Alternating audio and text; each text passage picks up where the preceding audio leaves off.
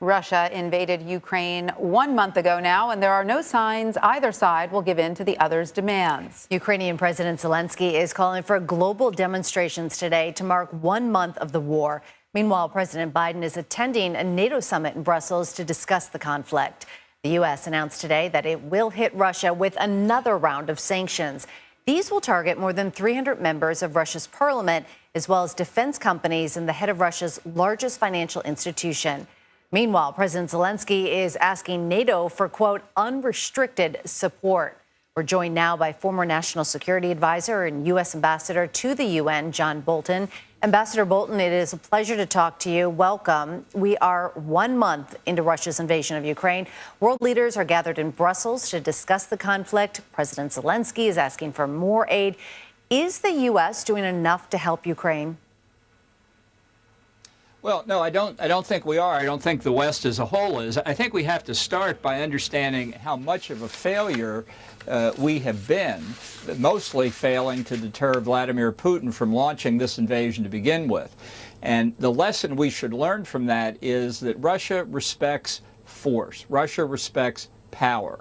And we have not demonstrated enough. We didn't stop them from invading to begin with, and they think they're going to continue despite the appallingly bad performance of the Russian military. So when Zelensky says, I need more aid, he asked today for 1% of all of NATO's tanks and things like that. That isn't going to happen, but we can do a lot more, and we should, number one. And number two, we should massively ramp up the economic sanctions, and not just announcing sanctions. You know, the best day for sanctions, the day it's announced. It goes downhill from there. You have to enforce the sanctions. You have to act comprehensively. And the more you do, the more pressure you bring to bear. And Ambassador Bolton, there is a concern among NATO members about any help China may provide to Russia. So far, China has given very little indication it wants to wade into this conflict. But can we trust that? No, look, I think China's in this conflict already in a number of ways. For example, helping Russian financial institutions subject to European or American sanctions essentially launder their international financial dealings through Chinese banks and other mechanisms. I think the Chinese are certainly prepared to help take up the slack of oil and gas that Russia produces if embargoes or other mechanisms cut it off from sales into the West. And I think it's obviously provided significant political assistance. It doesn't do it so overtly or so loudly, but it has Russia's back in this conflict, and nobody should have a different view of that. Ambassador, I want to turn to Iran. You recently wrote an op-ed for the Washington Post where you spoke out against renewing the Iran nuclear deal. You say this agreement could endanger the U.S. and that President Biden, under the Constitution, needs to send the proposed treaty to the Senate to see if 2/3 of the senators concur. Republicans have already said the proposal won't get their support. What kind of agreement would you want to see the president make to deter Tehran? Well, I certainly wouldn't make this agreement again. It was bad in 2015. It's bad today, primarily because the original sin of the agreement is that it allows Iran to do any uranium enrichment at all. And it's just a matter of physics when they can enrich to reactor-grade levels of U-235. They've done 70% of the work, 70% to get to weapons-grade uranium. You can't trust this regime with fissile material. It's a threat to its neighbors and around the world. The administration has, over the past year, speaking of sanctions, dramatically reduced enforcement of the sanctions. China is buying substantial Iranian oil. It's had a big uptick in the Iranian economy.